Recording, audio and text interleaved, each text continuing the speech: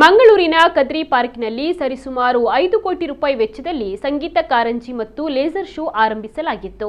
ಆರಂಭಗೊಂಡ ಮೊದಲ ಕೆಲವು ತಿಂಗಳ ಕಾಲ ಜನರನ್ನು ರಂಜಿಸಿದ ಸಂಗೀತ ಕಾರಂಜಿ ಲೇಸರ್ ಶೋ ಕಳೆದ 6 ವರ್ಷಗಳಿಂದ ಸ್ಥಗಿತವಾಗಿದ್ದು ಮತ್ತೆ ನರ್ತಿಸಲೇ ಇಲ್ಲ. ಈ ಉದ್ಯಾನವನ ನಗರದ ಸಾಂಸ್ಕೃತಿಕ ಹಾಗೂ ಮನೋರಂಜನಾ ಕೇಂದ್ರವನ್ನಾಗಿ ರೂಪಿಸುವ ಭರವಸೆ ಮರೀಚಿಕೆಯಾಗಿ ಮುಂದುವರೆದಿದೆ.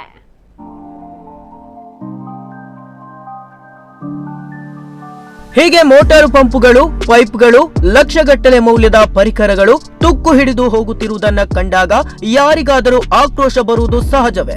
ಇದು ಸ್ಮಾರ್ಟ್ ಸಿಟಿ ಎನ್ನುವ ಹೆಗ್ಗಳಿಕೆಯನ್ನ ಪಡೆದುಕೊಂಡಿರುವ ಮಂಗಳೂರಿನ ಕದ್ರಿ ಉದ್ಯಾನವನದಲ್ಲಿನ ಹಳೆ ಜಿಂಕೆ ಪಾರ್ಕ್ನ ಸಂಗೀತ ಕಾರಂಜಿ ಮತ್ತು ಲೇಸರ್ ಶೋ ನಡೆಯುವ ಜಾಗದ ನೋಟ. ಇದು ಕಳೆದ 6 ವರ್ಷಗಳಿಂದ ಸ್ಥಗಿತಗೊಂಡಿದ್ದು, ಈ ಉದ್ಯಾನವನವನ್ನ ಸಾಂಸ್ಕೃತಿಕ ಮತ್ತು ಮನರಂಜನಾ ಕೇಂದ್ರವಾಗಿಸಲು ಇದ್ದ ಭರವಸೆ ಕೂಡ ನಿರ್ಲಕ್ಷ್ಯದಿಂದ ಕನ್ನಡಿ ಹಿಡಿದಿದೆ. ಸಂಗೀತ ಕಾರಂಜಿ ಮತ್ತು ಲೇಸರ್ ಶೋ ಸಲುವಾಗಿ 4.01 ಎಕರೆ ಜಾಗದಲ್ಲಿ 5 ಕೋಟಿ ವೆಚ್ಚದಲ್ಲಿ ಮೂಲಸೌಕರ್ಯ ಕಲ್ಪಿಸಲಾಗಿತ್ತು. ಆಗಿನ ಮುಖ್ಯಮಂತ್ರಿ ಸಿದ್ದರಾಮಯ್ಯ ಅವರು 2018ರ ಜನವರಿ 7ರಂದು ಇದನ್ನ ಲೋಕಾರ್ಪಣೆ ಮಾಡಿದ್ದರು. ಶುರುವಾದ ಕೆಲವೇ ದಿನಗಳಲ್ಲಿ ಇಲ್ಲಿ ಸಂಗೀತದ ಲಯಕ್ಕನುಗುಣವಾಗಿ ನರ್ತಿಸುವ ಬಣ್ಣ ಬಣ್ಣದ ಕಾರಂಜಿ ಪ್ರೇಕ್ಷಕರನ್ನ ಬೆರಗುಗೊಳಿಸಿತ್ತು.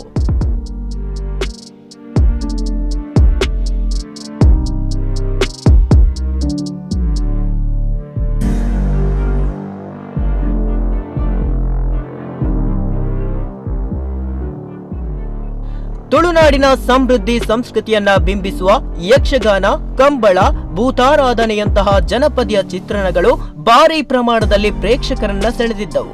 ತಂತ್ರಜ್ಞಾನ ಹಾಗೂ ಸಂಸ್ಕೃತಿಯ ಸಮ್ಮಿಲನದಂತಿದ್ದ ಈ ಪ್ರದರ್ಶನವನ್ನ ಕಣ್ತುಂಬಿಕೊಳ್ಳಲು ಜನ ಕುಟುಂಬ ಸಮೇತ ಭೇಟಿ ನೀಡುತ್ತಿದ್ರು.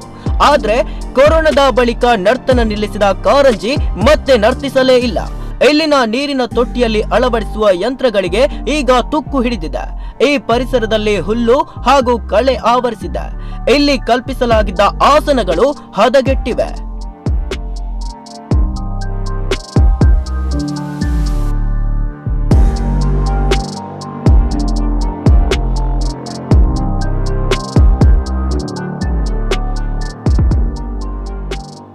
ಈ ಸಂಗೀತ ಕಾರಂಜಿಯನ್ನ ಪುನರುಜ್ಜೀವನಗೊಳಿಸಬೇಕು ಹಾಗೂ ಇದನ್ನ ಶಾಶ್ವತವಾದ ಜನಾಕರ್ಷಣೆಯ ಕೇಂದ್ರವನ್ನಾಗಿ ರೂಪಿಸಬೇಕು.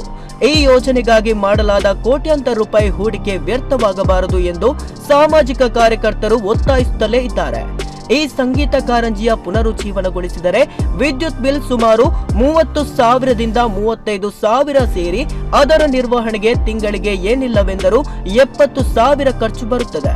ಮೇಂಟೆನೆನ್ಸ್ ಮಾಡುವ ಯೋಗ್ಯವಾಗಿರುವ ಸಮಯ ಸಿಕ್ಕಿದಾಗ ಅದನ್ನ ಮಾಡಲು ಸಾಧ್ಯವಿದೆ ಎನ್ನುತ್ತಾರೆ ಕದ್ರಿ ಪಾರ್ಕ್ ಸಮಿತಿಗೆ ಅಧ್ಯಕ್ಷರಾಗಿರುವ ಜಿಲ್ಲಾಧಿಕಾರಿ ದರ್ಶನ್ HV ಅವರು.